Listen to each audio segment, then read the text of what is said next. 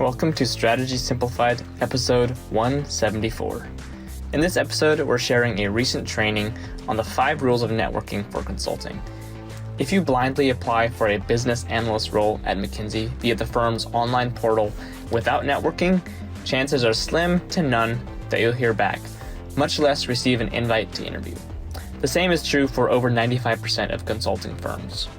Today, Namaan and Stephanie share the who, what, when, where, and why of networking. You'll walk away with a clear plan of what you need to be doing to ensure that you talk to the right people and set yourself up for success in the process. After the training, we'll answer a listener question about breaking into consulting out of an engineering program. Let's get into it. Here's really the foundation of networking. It's these 5 rules, right? You need to be talking to the right person at the right time, at the right firm, in the right location for the right position. And we're going to go over all these rules here in a second. So let's first cover the right person. So who is the right level? What is the right level to target? Stephanie, who should folks be talking to? You should be talking to people that have the job that you want. So it only makes sense. And Namaan's going to go through how this process works, but folks that currently have the job that you want in the firm are the ones that make that first decision for who to interview. And so when you want to have a voice in the room, you want to have an advocate in the room, it needs to be the right person. And so you may think that it may make the most sense to just go for the most senior person you can get on the phone. But in reality, it's the folks that have the position that you want that you need to be talking to. Stephanie, that's the most consulting answer I've ever heard. I pretty much just hear you saying it depends. It depends. It depends on where you're at and what job you want. No, that's such good insight. If you are a pre-MBA, and what that means is if you are an undergraduate right now, or you're in a 1-year master's program, you fall into the pre-MBA category. And so if that's you, you need to be talking to business analysts or associate consultants. Every firm titles their level something different. We'll get into that in a second too. But you need to be talking to those pre-MBA folks. Our rule of thumb is talk to someone who's just 1 to 2 years ahead of where you are right now. So if you're going for an entry-level full-time business analyst role, then you should be talking to someone who's been in that role for 1 to 2 years, right? And that's you if you're an undergraduate or in a 1-year master's program. If you are an MBA, PhD, MD, JD, or any other advanced degree candidate, then you want to network at that post-MBA level, right? So so for example, at McKinsey, as Stephanie could well tell you, right, that title is called associate. BCG calls it something different. Bain calls it something different. But that post-MBA level, 1 to 2 years into the role is who you want to be talking to, right? If you are an experienced hire with less than 3 years of experience, you're also included in that pre-MBA category. If you're an experienced hire with 3 to 5 plus years of experience, you're counted in the post-MBA category, right? Very rarely do these consulting firms onboard folks right at the engagement manager level, unless you're already coming in from a different consulting firm and you have management consulting experience. But if you don't have formal management consulting experience, it's very difficult for you to slot in on that engagement manager level and assign work streams and manage the client, manage the partner, everything that a manager has to do. So for most people on this call, manager is not the right position for you to be reaching out to.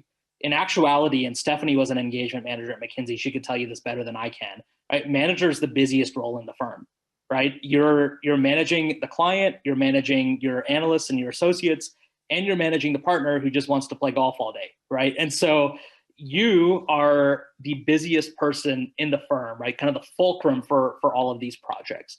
And so you don't want to be reaching out to managers. They will be involved in the interview process. Depending on your level, they'll either be giving you your first round interview or perhaps your final round interview. And then partners, same thing. At this point in the game, they do not want to be involved in the networking or recruiting process. They want to walk into a final round interview. They want to give you a thumbs up or a thumbs down. That's about it, right? And so if you don't know a partner, our recommendation is not to reach out to them. If you have a connection, right? You're a friend of your friend, right? Mom's best friend, right? An aunt, an uncle, of course, right? If you have a connection to a partner, leverage it. They can fast track the referral process for you. But if you have no prior connection, that's not where we would start the networking process. Recruiters, same thing. So inside of consulting, HR recruiting is much more of an administrative role, an administrative function, than it is a decision-making one. And so that's no knock on recruiters or HR. It's just the way that things are set up. And so the actual consultants at your level are the ones who make the decision about who gets an interview. Recruiters are not those people. Namaan, how do you figure out what those people are at the firm that I want? We're going to get into that, Stephanie. But here's the short answer. You figure it out via LinkedIn. Mm-hmm. Right? We're going to get to that in a few minutes, Arthur. Yes, we're going to get into it in a few minutes. And so I'll just quickly voice it over now. On our consulting firm directory, and I'll pop a link into that during our break, and also send you, when we send out the recording afterwards, which you all will get, we'll include the link in the email as well. But inside of our consulting firm directory, we have 200 a breakdown of the roles and the levels and the practice areas of 200 consulting firms. And so if you don't know what the pre-MBA level is called at Bain, you can go to our consulting firm directory and find that. Then you can go run a search on LinkedIn for that title inside of the offices that you're targeting. And so you can very quickly figure out, oh, Stephanie, you're amazing. You just popped it into the chat. So you can then just very quickly figure out, okay, this is the person that I need to be talking to because they're in the Denver office and they're in the role that I'm applying for. And then after you figured out their name, you come back to the firm directory and you plug their name into the email moniker, the email template that we have in that firm's listing. So for example, Bain's is first name dot last name at bain.com. And so if you can find the person on LinkedIn that's in the office you're targeting and at your level, you can then plug their name into that email moniker and boom, you're good to go. And so some of you may be thinking, wait, I wouldn't just write them on LinkedIn. The answer is no, and we'll get into why in a little bit. But at a high level, that's the process you're going to go through to figure out who is the right level for you. So LinkedIn's your best friend here. All right, so we've determined who we're reaching out to, who the right level is. It's not partners, it's not recruiters. I'll just tell a quick story here. I think we recently shared this with our email list as well, so some of you might have seen it. But we had someone, a client years ago, who said, okay, I get what you're saying, but I still want to reach out to a partner. And I don't just want to reach out to any partner, I'm going to reach out to the most senior female partner at Bain. And she wrote her and followed up, and she actually got a call with this partner. And so after she got the call, she got rescheduled on like 4 or 5 different times, right? Every time the call was about to come up, the partner would reschedule. Hey, something came up, a meeting came up. I'm so sorry, I can't talk today. And so we eventually told her, okay, when you get this woman on the phone, the most important thing that you can do is set an agenda and just from the very beginning, convey executive presence. We're going to talk about that in the elevator pitch section later on today. And after this partner heard the elevator pitch, heard the agenda, she cut our client off and said, I don't need to hear anything else. Tell me what you want. And she said, well, I want an interview. She said, great, I'll have my assistant set it up for you. That was the call. And so again, partners can fast track the process for you, but chances are you're not going to get on the phone with them. And so just one of my favorite stories, a testament to the power of networking, the power of persistence. We'll be right back after this quick message. If you're listening to this and thinking, I really need some guidance when it comes to networking, then you're in the right place. We have a team of former McKinsey, Bain, and BCG consultants that have successfully navigated the networking process to break into the world's top consulting firms and are happy to help you do the same. Over a one-on-one 30-minute Zoom call, they'll help you craft a focused networking strategy to get you on the phone with the right people at the right position inside your target firms. The link to purchase is in the show notes. In addition, if you like what you heard today, join us for a networking intensive this June. In this live 3-hour training, we'll go into much more detail on all things networking, like how to write a networking email that gets opened, how to hone your elevator pitch, how to prepare informational interview questions, and more. The link to register for this is in the show notes. All right, so we've talked about the right level. What about the right time? Right? If you are at that pre-MBA level, undergraduate or specialty masters, then your interviews are happening in early fall, right? And so now is the time to be networking. Your applications are due this summer. And if you're US based, these are going to be the earliest application deadlines we've ever seen for undergraduate hires. McKinsey's already announced that their first deadline for undergraduates in North America is middle of July, which is crazy to me and the earliest that we've ever seen it. And so if you're at that level, the time to be networking is now. If you are second year MBA, so you're re-recruiting or you didn't recruit for consulting in your first year, your interviews are also in that August, September timeframe. The time for you to be networking is now. If you're an experienced hire, firms are actually looking for you right now, like right this minute. McKinsey, BCG, Deloitte, I've heard from contacts at all of the firms that they're actively hiring and looking for experienced hires right now. If you are an incoming MBA, so you're starting this fall, your interviews are in January. And so your application deadlines are typically in October, November. You still want to be networking now for a couple of reasons. Number one, the first semester of your MBA program is always crazy. It's a big adjustment. Do yourself a favor and do some of this legwork now. Get your resume ready, start networking. You'll be miles and miles ahead of your peers who aren't even thinking this way right now. And then you can leverage those connections when it comes time to apply in October, November, and really, not have to balance networking and doing all of this at the same time you're balancing your core classes and the core curriculum of a first semester MBA program. And so the takeaway from this slide, no matter who you are, no matter where in the world you're at, no matter what level you're at, the time to contact folks is now. All right, so here's kind of the breakdown of the seasons, right? And so in the summer, right, if you can catch folks who aren't on vacation, right, you've got a better chance of getting in touch with someone. Why?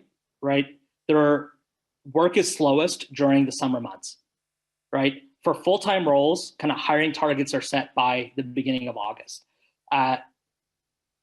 Consultants are dealing with interns, right? So they're already used to kind of doing non-core work. And so in the summer, things are more chill. You're dealing with interns, whether in the office or remotely. Client work's always slowest during the summer, right? If you can catch people that aren't on vacation, it's a great time to catch them. So again, starting now, you should be reaching out to folks. In the fall, no bueno. No bueno. It's not a good time to be reaching out to folks. It's insanity with client work. Q3 is always the busiest for client work. It's insanity for recruiting season, like I already mentioned. Undergraduates, master students, full-time, second-year MBAs, right? It is peak recruiting season for those groups, right? And so, it's all hands on deck for campus events, for target schools. It's all hands on deck to actually run the interviews.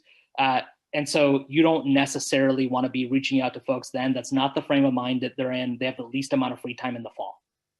All right. In the winter, you can kind of get lucky. But again, end of year hiring is honestly pretty limited at most of these firms. If it's happening in a certain year, right, then what you want to do is reach out to folks kind of in that 2 to 3 week period between Thanksgiving and Christmas. And right, catch them then when client works a little bit slower, but they're still plugged in. And then you can set up interviews for mid-January when everybody's kind of back and rolling. But that really is not the best time to be reaching out to folks either. And that guidance only really applies for experienced hires who are ready to onboard in Q1 of the next year. Right. Spring, again, we're kind of coming into the tail end of this season now, is when a lot of the backfill hiring happens, like I've already mentioned. It's also where a lot of the growth-oriented hiring happens, like I've already mentioned, right? So firms are doing both of those things right now. Here's our guidance. Pick 6 firms to start with. My guidance is pick 2 from the boutique category, 2 from the Big Four category, and 2 from MBB. Going through the process for 6 firms as opposed to 1 or 2 is not that much more work. But you're going to get a chance to practice networking. You're going to get a chance to identify which firm is going to be the best fit for you if you start with 6 firms on your target list. Our guidance is start networking at the boutique level, kind of practice there where the stakes are lowest, then move up to Big Four, and then end with MBB. So pick 6 firms, 2 from each category. All right, so now we've answered why the firm. Stephanie, do you want to talk about kind of what the importance of office locations are and what you would encourage folks to consider as they're trying to rank their top office choices? Yeah, a lot of people think when they start to apply for these positions that they're going to be at an advantage if they say, I'll work wherever you want me to. You know, I'm undecided. I have no preferences, but that's not the way that the process works. You are going to be expected to apply to a location. Some firms, as a part of the application process, will allow you to preference up to 3 locations. As many slots as they have, you should have an answer for unique locations that you would be excited and willing to work at. Now, just being excited and willing to work at isn't quite the full picture though, right? I mean, of course, you have to include that aspect of where do you want to live. You've got to think about work authorization, where you have a right to work, of course.